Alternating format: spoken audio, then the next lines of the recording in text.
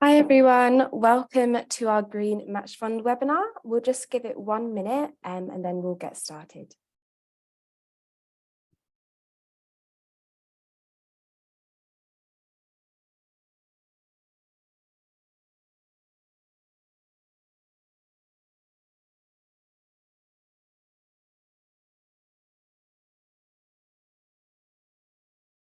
Morning everyone who's just coming in. We're just going to give it 1 minute and then we'll get started with the webinar.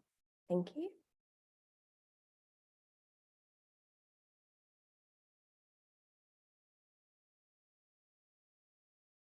Chance everyone's going and grab coffee and water. Exactly.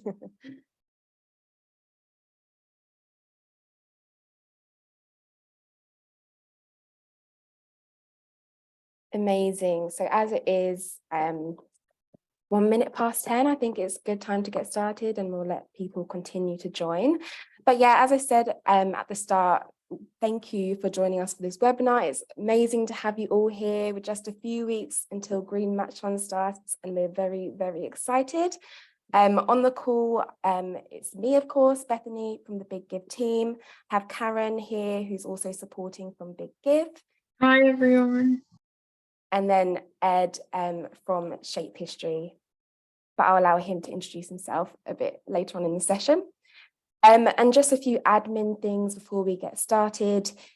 You'll see a chat box at the bottom of your webinar panel. You can just open that, click that to everyone, and then please feel free to introduce yourself and share any ideas or issues throughout the session. At the bottom of your panel, you'll also see a Q&A box function. Throughout the webinar, please do put in your questions there and we'll be answering those throughout the webinar and at the end.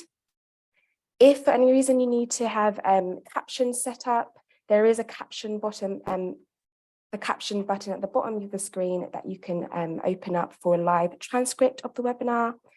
And just for your information, this webinar is being recorded and we'll have that available on our YouTube channel for everyone to review after the session as well. And of course, if you do have any other questions that we may not have been able to get through in this session, please do email us and we're happy to answer those for you. But without further ado, I'll pass on straight to Ed. Awesome. Thanks so much, Beth. Guys, it's great to be here. Thanks so much for giving me your Monday morning. I'm Ed Fletcher. I'm one of the managing directors of Shape History. We're a social impact communications agency that have been working for Big Give for just over 6 months now, and are particularly kind of focused and working on the Green Match Fund to make this the biggest, best Green Match Fund ever. In terms of today, thank you. As I said, thank you all for giving me your time. What we'd really love to do today is introduce you to the Green Match Fund 2023, which had a bit of a makeover in line with Big Giv's new brand identity. Initially, I'm going to run through just some kind of overarching considerations for running your appeal this year, and how you might want to think about kind of specifically applying that to your communications. Obviously, we're going to talk you through a bit about the creative direction that we've been working with Big Give, and how you can utilize that to increase donations and amplify your campaign to potential new and existing donors. There'll be a Q&A kind of open space forum at the end of each section. There are 3 sections. So I'll pause there and we'll try to answer some of the questions coming through. Great to see such a wide variety of organizations here. So please keep your intros coming. Ed, you'll need to set your chat to everyone. Hopefully that's coming through. Is everyone getting my messages? Hopefully. Cool. You'll just need to, in the chat box, there's a little everyone button, just set that and then everyone can see your replies. Okay. I don't actually have that, Beth, but never mind. Okay, well, let's get going anyway. So before we dive into the creative direction for this year, what we thought would be useful just to kind of think about framing your ask and some kind of top level considerations that we are talking to all of our non-profit charity partners at the moment who are doing appeals.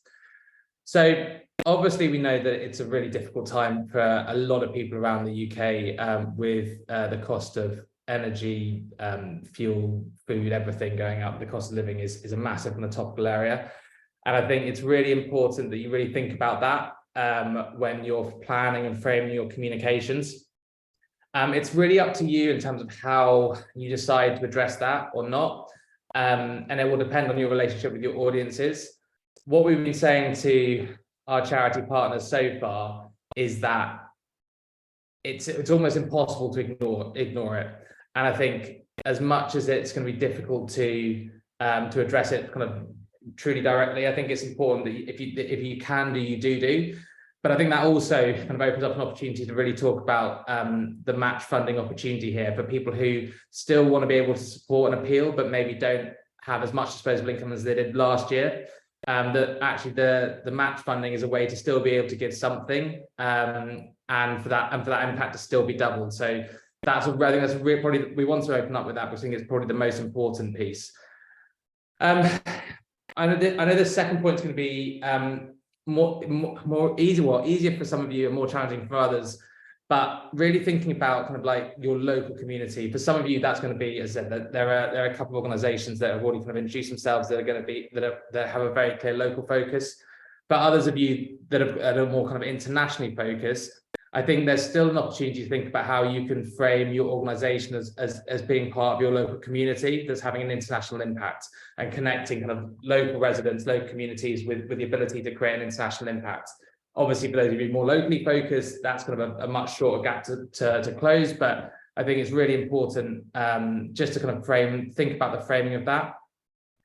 In terms of those that are kind of more climate, green tech, or kind of more kind of climate from a structural standpoint, thinking about nature as a way to invite your audiences, invite your audiences. So I'm sure for a lot of you, this will be, I'll be kind of, I'm talking to the choir here, but thinking about that kind of connection with climate and nature to really kind of ground your appeal with your audiences.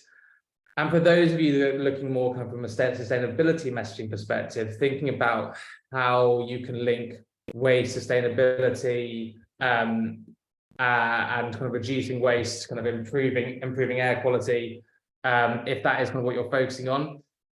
I think that's another kind of really important trend we're seeing, that connection between sustainability and climate and green focus organizations. I appreciate that not all those considerations are going to be appropriate and relevant to all of you, but I think particularly that first piece around cost of living, hopefully that's something for you to think about, and we can definitely have a bit of discussion about that at the end of this section. I rarely get through a presentation without making some form of Lord of the Rings or Star Wars reference. So here's mine.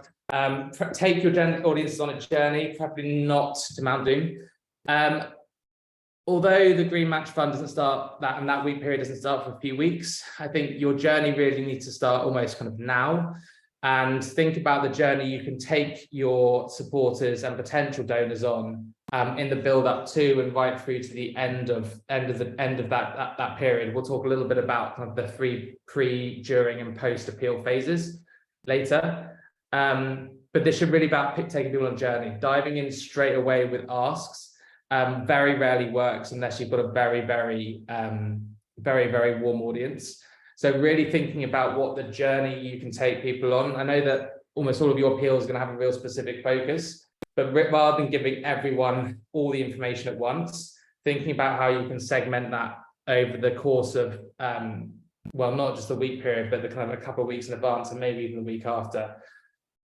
An overarching approach and sort of framework for all communications that we do at Shape History and we think about with our partners is leading with emotion first. So we're all humans that make decisions 90% of the time on emotion first, even at a subconscious level before we've even sort of rationalized in our heads. So really try to think about your audiences, what are their kind of drivers, what motivates them on a day-to-day basis, and what's the most emotive part of your appeal, and really lead with that. And whether that's a human interest story, and I know for those of you that don't, that might not become as more naturally, might not have those end beneficiaries in the same way. Think about people on the ground who are delivering your work, who are kind of fighting your battles, thinking about heroing them as part of your appeal messaging to create that kind of human relevance, I think is really critical. There's always a temptation to, when you've got a really rational argument and a really kind of logical strategy for doing what you're doing, there's always a temptation to throw lots of that information at audiences, but really try to think about what's the critical information that people need to be educated, and always try to link that through to your impact. I'd really recommend that you don't overload and overwhelm people with too much information, particularly in the early stages of your appeal. It's always useful to have that there if you need it, particularly from a community management perspective, but don't overload people. And obviously, this goes without saying, like, signpost people to clear actions. And exactly when you start to kind of make those asks is somewhat down to you and your relationship with your audiences. But diving in as your kind of first top line messaging with donate now to double your donation, double your impact, is not always going to be the most effective way to maximize donations, particularly pre-appeal, because the platform won't be live. But just think about that journey that you can take people on, and even if it's only a day or two before you kind of get into the big asks, particularly for your slightly colder audiences. For your warmer audiences, you can probably bring that a bit earlier. Really think about your appeal messaging. So if you've got your kind of umbrella appeal narrative that sits at the top, which is almost your elevator pitch, think about the 3 core messages that you want people to take, and those 3 core messages might relate to different types of the different parts of your audience base and your donor base. And then underneath those, think about stories, about kind of impact evidence, proof points that what you're doing, you've done before. And how that can be adapted into your appeal messaging. So in terms of the first section, there are just some overriding tips on kind of appeal messaging, appeal communications.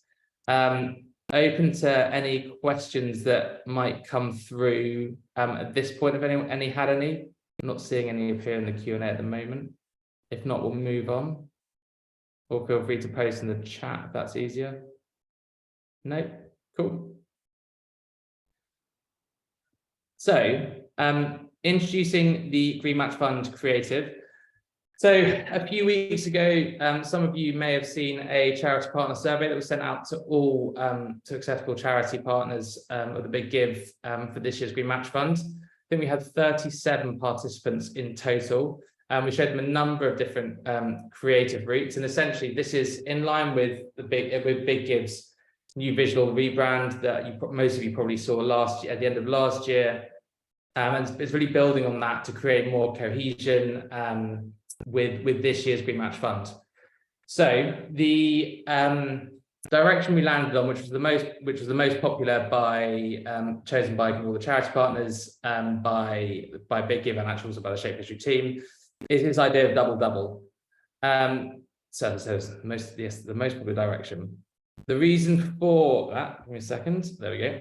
The reason for this is because, and some of you may have experienced this before, but I think the idea of the Green Match Fund and match funding is not necessarily something that all audiences are familiar with. However, doubling your donation, doubling your impact, that double message, which we'll see quite a bit this year, really cuts to the core of what this appeal is about, and it kind of simplifies it into layman's terms that hopefully everyone and anyone can understand.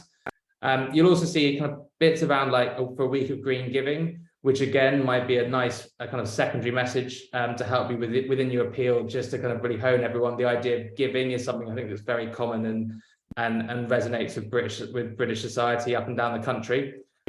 So thinking about kind of building in that as a secondary message could be really nice. But doubling your donation, doubling your impact, there isn't a much shorter, more concise way to get across the nature of what this appeal is about.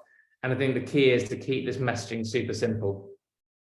So yeah, just to run through kind of those why we've gone in this direction. Match funding not totally understood by the public. We've gone for quite a bold visual direction. We'll talk through that in a bit more detail in a second. And obviously, like, how the extent to which you use this direction is obviously up to you, and kind of how that works with and without your brand. We'll show you a few kind of sample graphics in a bit. And we're also creating a number of different templates and frames that you can then use to populate your own. You can use to populate your own imagery and photography. But I think what we really wanted to do was make this an eye-catching campaign that really stands out from a lot of, kind of what people typically see on social feeds. And then lastly, we did a bit of an audit of the Green Match Fund last year and noticed that there's quite a lot of disparity in terms of how charities were using the using or not using the Green Match Fund. I think from biggest perspective, the more visual cohesion and unity that we can create, while still giving plenty of space for your charity to have its own, to give its own appeal and to create its own connection with its audiences. But the more we can raise the profile of the Big Gives Green Match Fund and that whole identity, the more credibility that gives you. There's still there's always going to be a little bit of skepticism with certain audiences around, is this really too good to be true? Are you sure? Again, particularly for colder audiences, your warmer audiences, you may have already built that trust and equity with, but for slightly colder audiences, the more that you can present yourself as part of a wider kind of campaign and Green Match Fund appeal, I think the more that you're going to build in trust and credibility, which hopefully will kind of translate through to bigger, higher donations. So just in terms of some key messaging around this that you might want to use for newsletters, or if you're putting out any press releases to local media or even just in socials, we've got it here. I'll just run through this quickly. Do you say double? That's right. Big Give will double your donations to well, in this case, to whichever charity you are. You give, they pay, double donation, double impact, double down, double bubble, double like cheeseburger, double like double decker, double like choc chip, double. All right, we think you get it. Green giving just got greener. So as you can see, this is more framed from a Big Give perspective, but it can be adapted towards your different charity.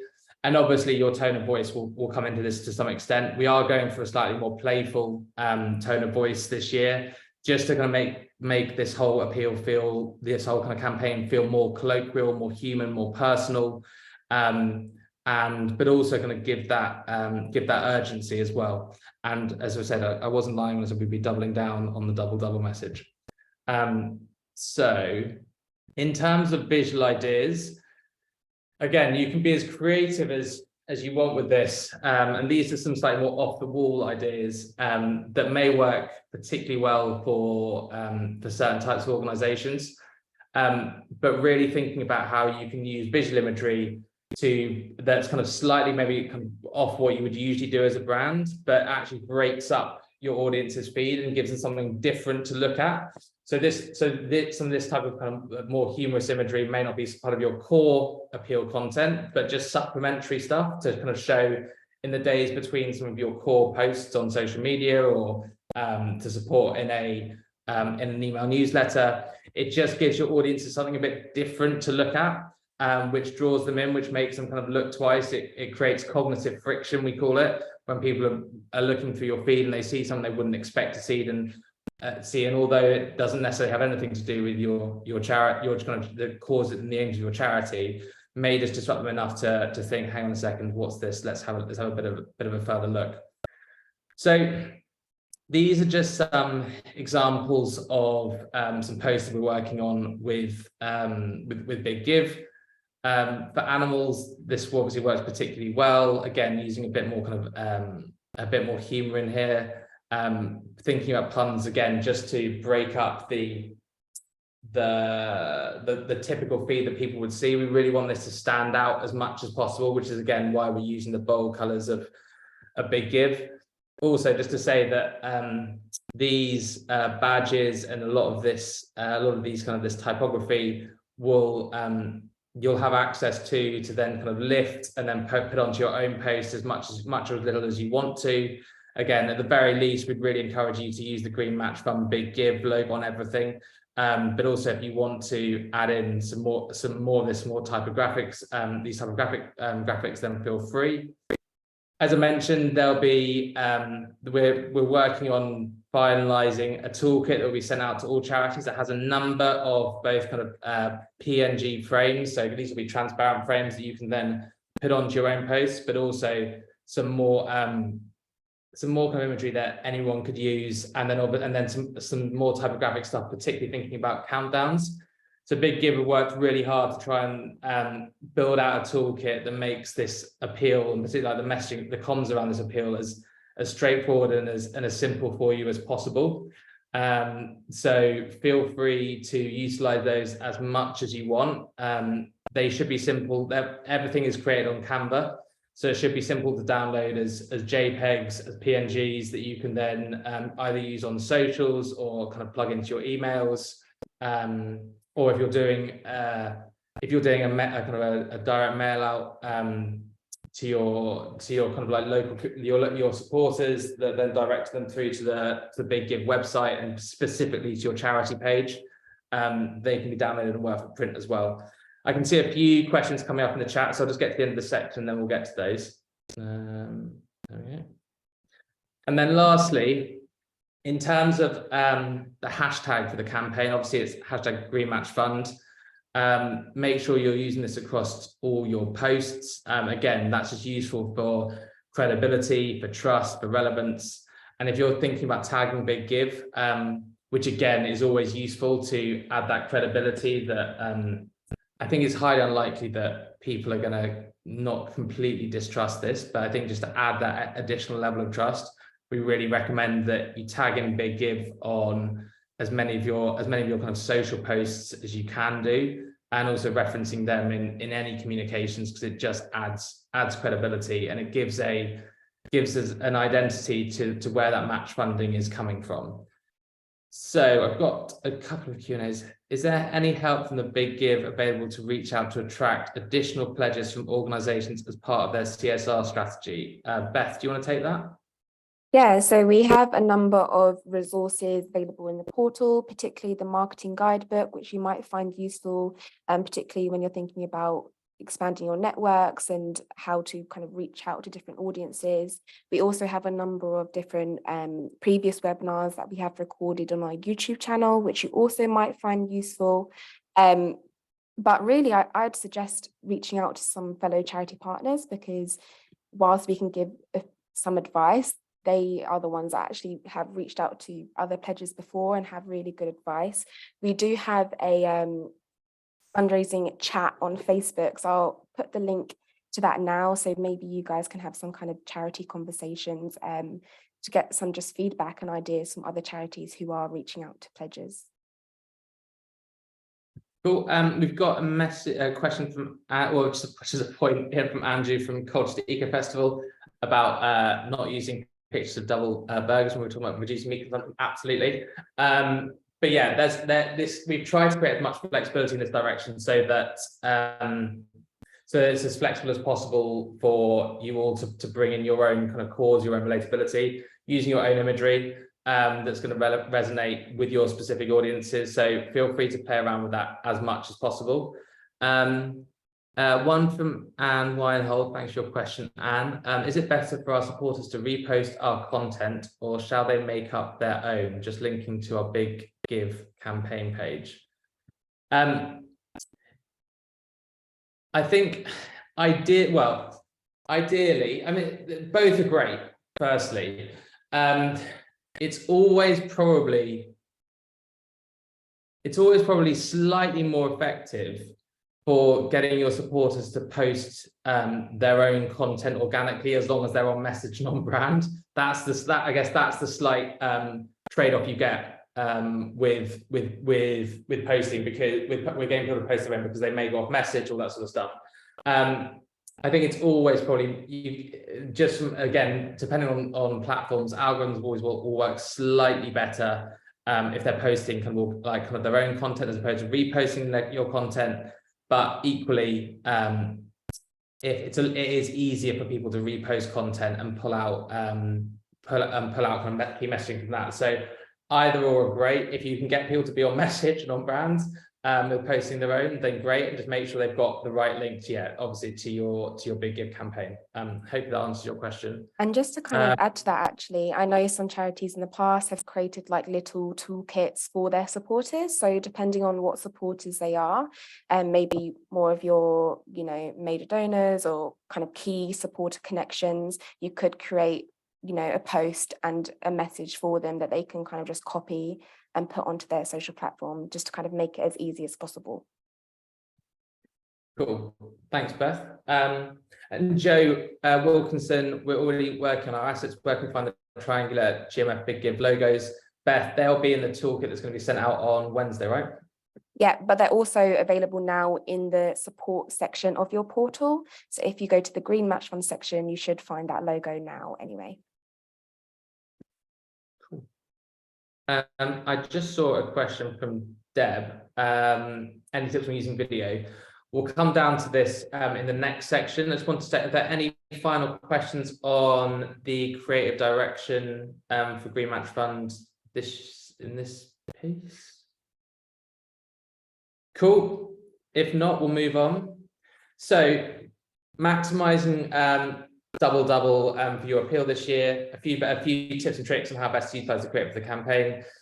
So, one thing just to consider more broadly is think about.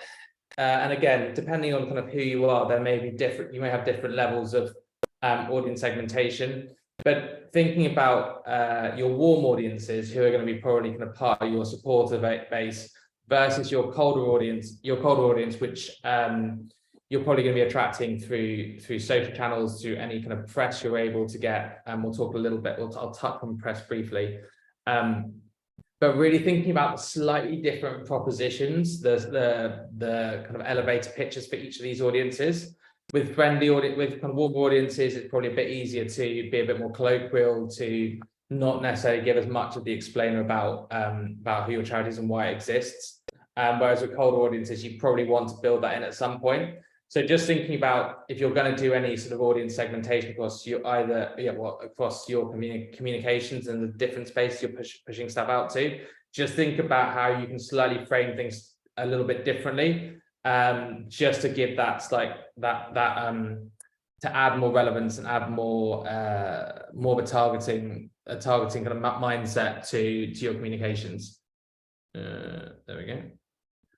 So I should have mentioned at the start that prior to working at Shape History, I was in fundraising for 7 years, and I've kind of led one of our UK match campaigns. So this is bringing back lots of memories, and I remember from that campaign, I'm sure a lot of you will this will really resonate. Like having a really successful match funding campaign, or any campaign for that matter, is about building an ecosystem of noise and creating multiple touch points for audiences to engage. I think you don't assume that the first communication that someone sees, they're going to click through and want to donate immediately. So I've just thrown out some ideas here for different spaces that you might think about to get the Green Match Fund out there, to generate as much interest, but also create multiple touch points throughout both the appeal period, but also the build up. So obviously, like kind of social media goes out saying, if you've got any events planned, or kind of local meetups, it's again, make sure you're thinking about how you can maximize that, because again, I'm sure any fundraisers out there will know that in-person asks almost always going to have a higher hit rate. I think particularly for more kind of community locally based organizations, like radio can be a really strong way to engage kind of local communities, and also gives you a bit more airtime. To get your messaging out there and be the face of it and be the voice of it, and put a kind of a human to your charity. So really think about radio. Fundraisers can be a really interesting, and I guess this is about to that question earlier about supporters. So people who are typically fundraisers but wouldn't necessarily donate, really think about how you can utilize your fundraisers. If not sort of ask them to donate directly, how can they be mini ambassadors for this appeal? So if you've got kind of community fundraisers who always do regular fundraising for either a specific event or just periodically throughout the year, making them a little bit closer and feel like they're almost mini ambassadors of your Green Match Fund appeal can be really useful. And again, like sharing the toolkit with them could be a great way just to make them feel a little bit special, give them a little bit more kind of ownership, and make them feel part of you, make them feel like a really intrinsic part of your drive to hit your target. On your website, blogs to go into a bit more detail about your the specific appeal aims, the goals, the outcomes you're looking to achieve, to bring in case study stories. I think on this one, be careful that you're not using that primarily to direct people to, because if you're using that and then kind of linked through to the Big Give page, obviously you create another step in the journey. but I think it's always useful having it there, and particularly kind of referring to it later down the line when we're kind of close towards the end, when you may have got your early adopters already having given, thinking about how you can utilize kind of that blogs or opinion pieces on your website to tell the deeper story of the project for those that want a bit more information. For those that don't, you don't need to bother with those, but that's always something to think about. Schools, workplaces, community centres. Again, this kind of relates a little bit back to the fundraisers point, but particularly spaces where you've got lots of people. Think about like if you can give them a mini toolkit to do their own fundraising and donate to the platform, could also be really useful. And again, like if you've got corporate supporters, this is always a good time to go back to them and corporate partners to kind of literally double down on employee giving. There's no better time for employees to give than during a match fund. And I think there's also that kind of commercial savviness that comes into that to some extent. So really think about that. And I think particularly for schools as well, it's a great way to get kids really excited and also teachers really excited about their ability to kind of double their impact. Your mailing list, obviously, kind of hopefully most of you will have mailing lists of your supporters. I'll talk a little bit more about that kind of content schedule in a second.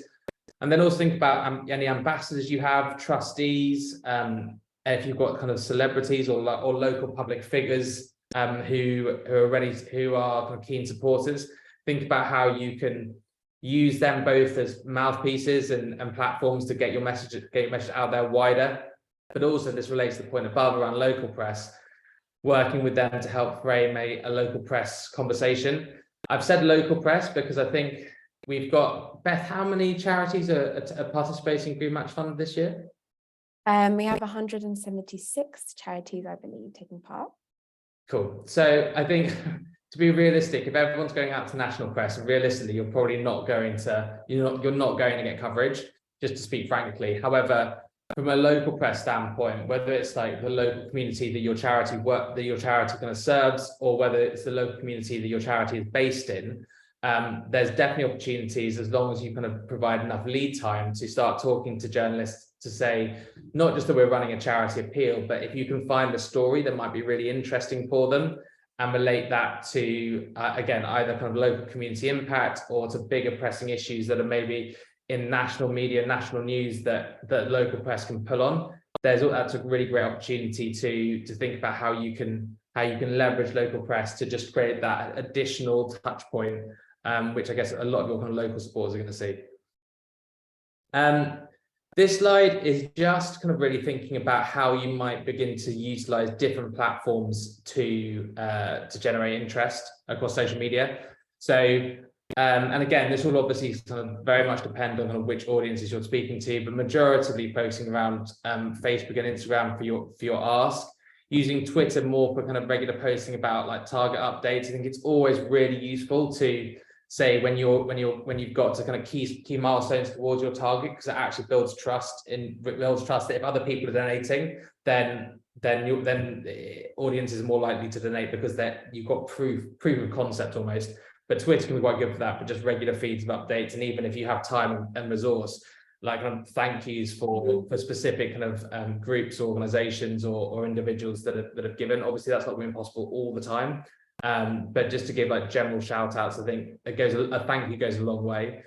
And LinkedIn, I've thrown in there just from a building credibility. If you've got it, it's always good to have it out there. It'll be interesting to see if how many kind of donations do come through the LinkedIn channel, but don't completely discount it. Particularly if you've got more of a corporate supporter base, it's always good to think about it there. And in terms of types of content that work particularly well, video across Facebook, Instagram, and Twitter typically works best, particularly if your initial kind of emotive piece. Don't feel that you need to have like these big high production appeal videos. Some of the most powerful messages and video content, the most successful video content we've seen has literally been kind of camera to hand, personal asks from key people in the organization.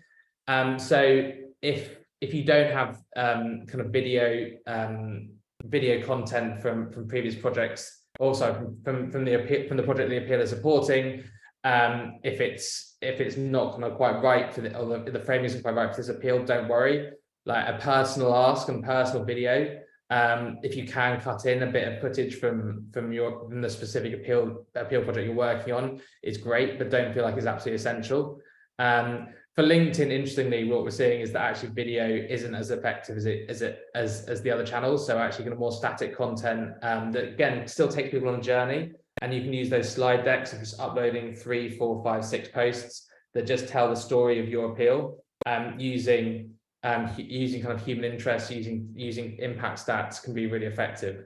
So just a few kind of ideas around different types of content for social media platforms.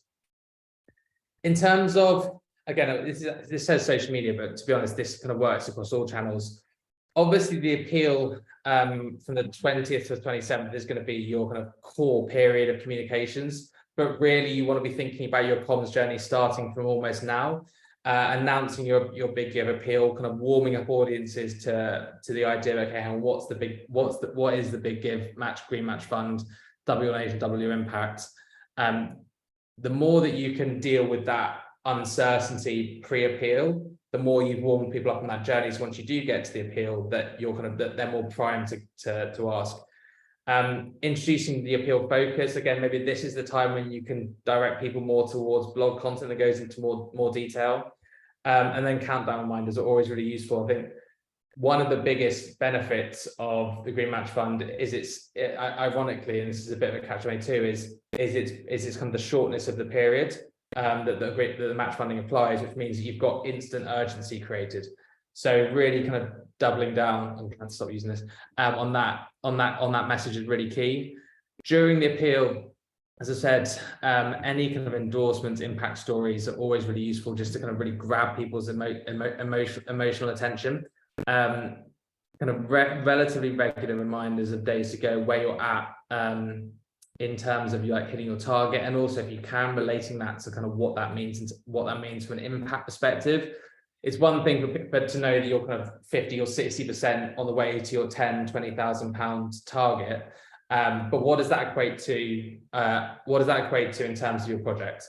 And trying to be kind of creative with the way in which you frame that. And then I think really thinking about what that kind of final reminder is, because I think, Beth, particularly for the Christmas challenge, we saw a huge influx of donations in the last 24 hours within the last 24 hours. Is that right?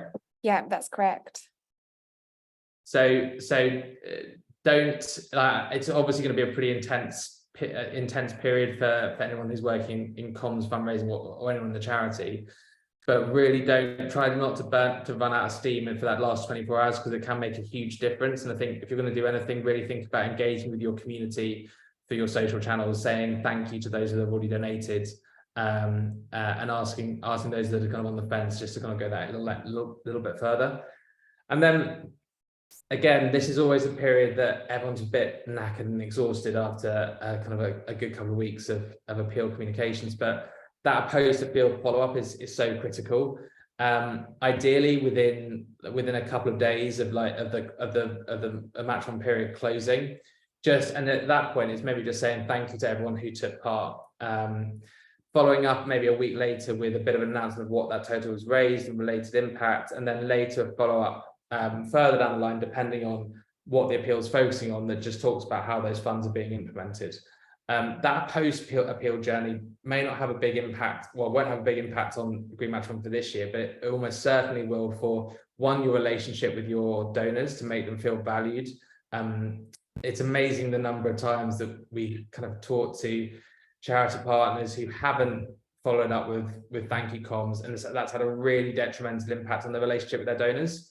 So just make sure you think about that post-appeal journey as well as the pre-appeal, because it can make all the difference for even converting first-time donors into regular givers, but certainly for keeping that audience friendly for future appeals that you might be running. From an email perspective, again, like feel, think, do kind of really kind of comes back to that emote, educate, action. Always leading with a big kind of emotional, powerful statement or quote or case study first, if possible, is always the most powerful piece. Don't dive, if you can avoid, don't dive into lots of data or impact or stats, like keep that in there, but don't lead with it. Try to bring out the emotional part of your email journey first, then translate that through to what you want them to think and what you want them, how you want to kind of inform them of any additional information that's going to get them further down the line. And just make sure you've got clearly signposted call to actions. And actually, there's no harm in having more than one and spreading them out through your email rather than having them just at the end. There's a strong, potentially strong likelihood that a lot of your users, a lot of your readers and subscribers won't necessarily get to the bottom of the email. So think about an appropriate point slightly further up where you can add an additional button. And again, really think about how you can use the double your impact, double your donation in the subject line, in the call to actions throughout the messaging, just to make it crystal clear, if it wasn't already by this point, that that this is the match funding campaign, not just a regular appeal.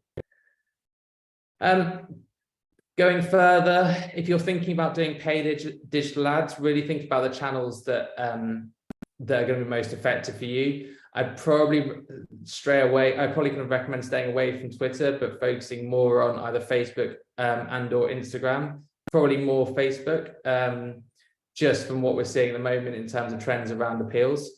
Try to really think about who your warm audiences are. Try to be as specific as possible, rather than having kind of broad targeting. Really try to kind of spend a bit of time thinking about who specifically within your audience base, within your kind of within certain geographies, is going to be particularly warm to your appeal, and think about how you can build that into your targeting plan.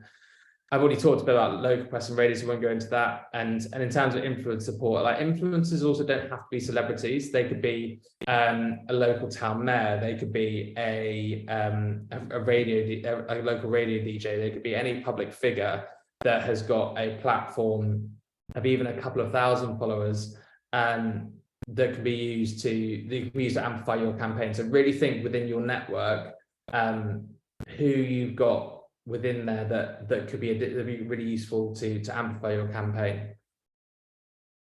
Cool. So a few more questions. Is there a QR code post available? A QR code post available to put on posters? We know some charities, particularly for homeless, are using this. So there's actually, Beth, you want me to? I don't know if you want to answer that. Yeah, so we don't have a QR code in the toolkit, but on Canva there is a free QR code generator that you can use. So if you are using like some of our Canva templates, or even if you're making your own, you should be able to create a free QR code there. I'm sure there's other tools as well, but yeah, I'm not aware of any additional ones. I don't know if you are, Ed. There is actually a really simple workaround for this. I'll show you in a second.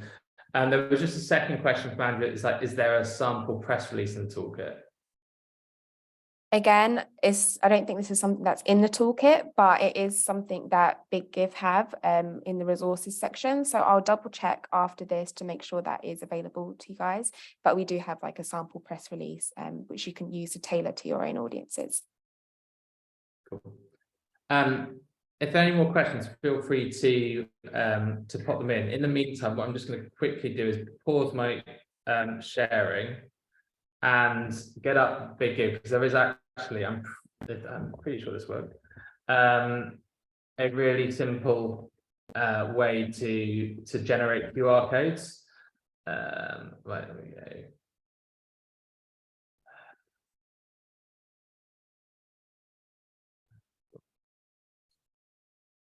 Bear with me 1 second. I've just gone on to the latest Big Give. I'll unpause now. So on Big Give, so just to use this campaign as an example, and this campaign page, which obviously has got its own specific QR code up there, you can actually right-click on your page and create a QR code for this page. And what that will do is then generate your own QR code, which you can then download as a PNG or JPEG, and then you can use that to stick on any of your charity comms. So that actually works across pretty much any page. In fact, any page on the internet, it should have that ability to do that. So that should be a quick way around creating those QR codes. Cool. Hopefully that's answered that question, Andrew. Does anyone know if Facebook have reduced ad costs for charities? They don't, as far as I'm aware. I've not come across that. Facebook are fairly scrupulous when it comes to advertising. So I don't believe so, no, Joe. Obviously, if hopefully some of you will already have your Google ad grant. So Google do give out kind of free advertising for search. If you haven't got that set up already, it's probably too late at this point. But if you have got that set up, do think about some of the key search terms and queries that people may be searching around, like your specific appeal, and think about how you can build those in. If you've got Google Ads, then it's definitely worth exploring. There's no harm in it. I think the more touch points you can create, Joe, the better. I don't necessarily think that it's worth putting a lot of resource and time into, because Google Ads work most effectively when you've got people searching for similar issues to your appeal. So it depends how specific or how broad your appeal focus is. If it's something that you think a lot of people will be searching for not necessarily exactly your appeal, but kind of issues around it, then it's definitely worth thinking about kind of spending a bit of time building out some kind of simple Google PPC campaigns. But I would just caveat that with it's probably not the most effective route to if you've got kind of limited time and resources. As I said, it's worth building in, but it's probably not worth doing loads to, particularly if you've got an appeal that wouldn't naturally have a lot of people searching for that specific kind of issue area. In that case, your time would probably better spent looking at putting a small budget behind some paid media on social media. That's kind of how we tend to think about those two different avenues and channels. If you've got an issue that's really relevant and resonates and people are searching loads around it, great. Google could be really interesting to sort of hijack that behavior. If not, when you're trying to disrupt people's digital behavior, then think more about kind of social media kind of both organic and paid marketing. Cool. So I think that takes us to the end of this session, Beth. Yeah, we just had a question from Andrew about when the pages go live. So they go live at 12 midday on the 20th of April. So that's the Thursday, and then they close at 12 midday on the 27th. And Karen, I don't know if we had any questions from the deck that we could pull out, just as we have a bit more time. Oh, sorry. Yeah, just let me check one second.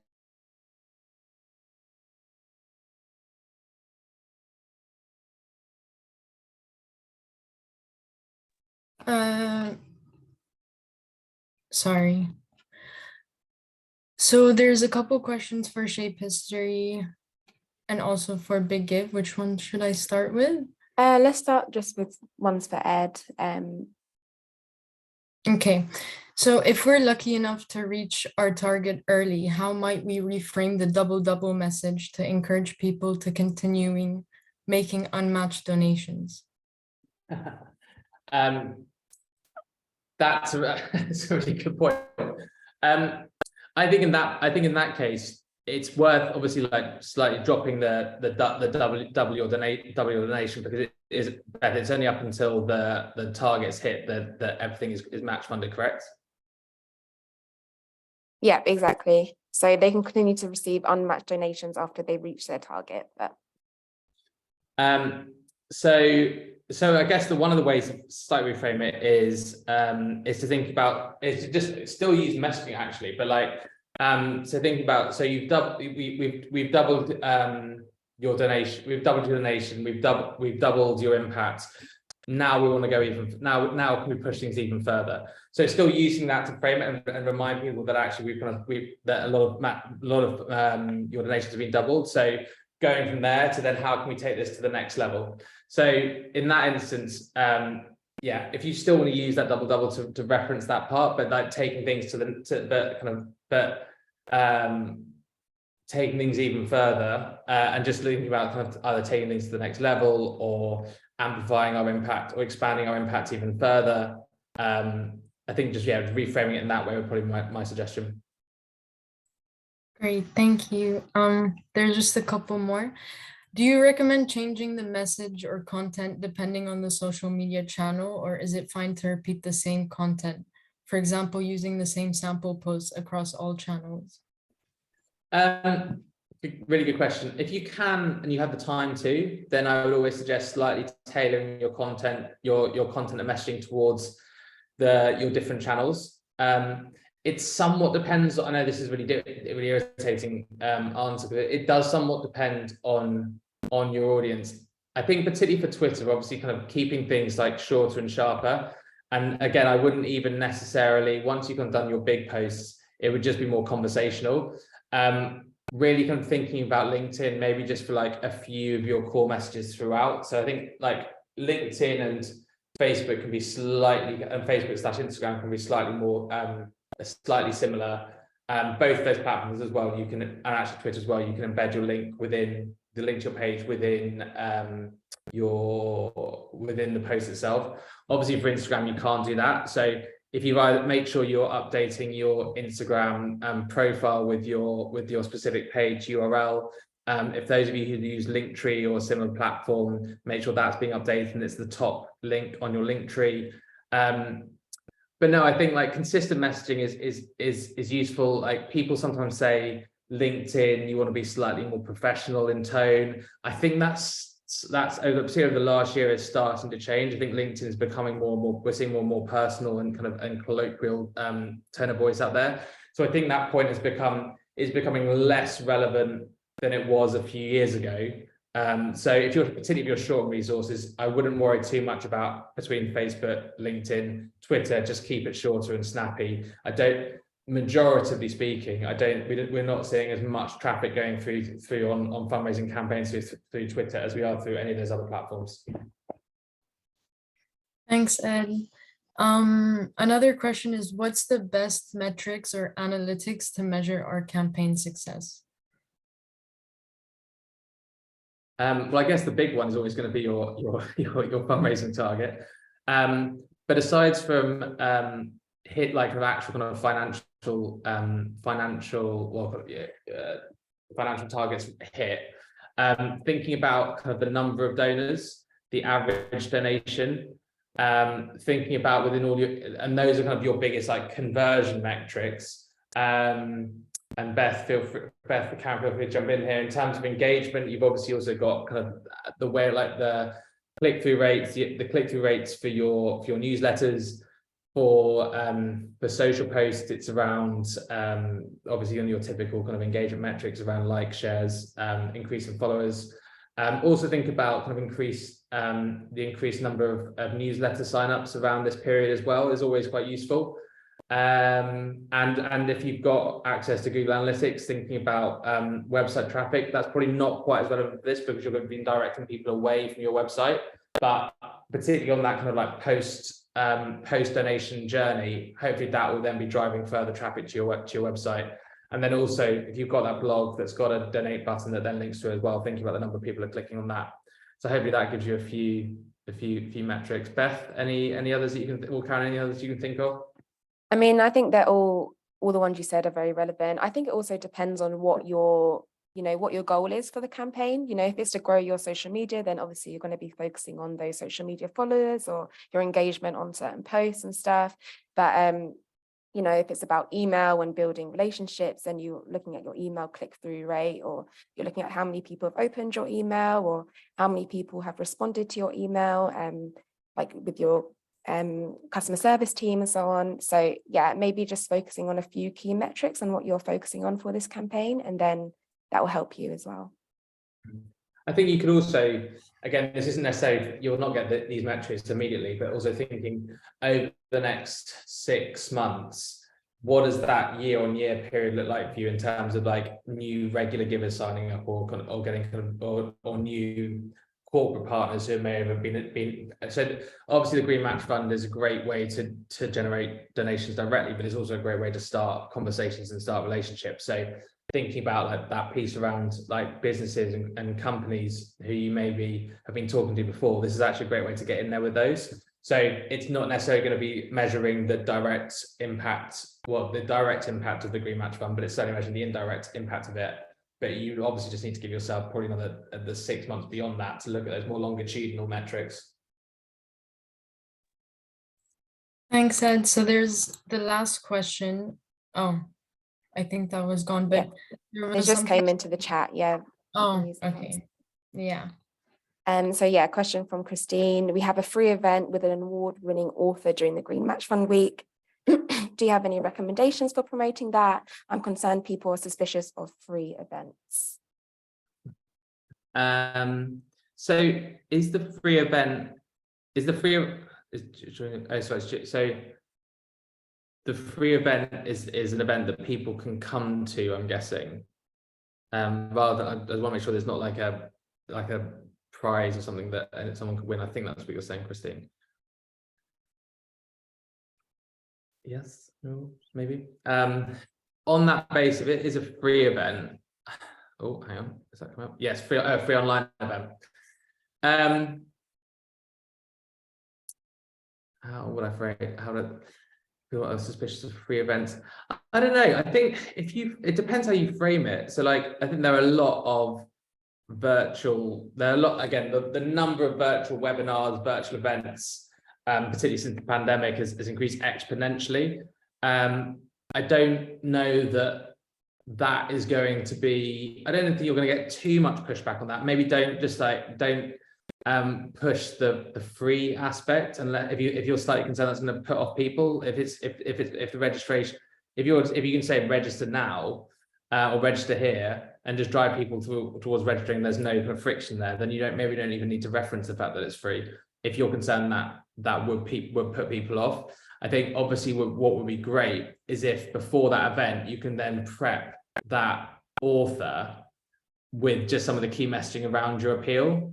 Again, I don't know quite, obviously don't have all the details of what the event is, but that person can be a great mouthpiece to build credibility and trust.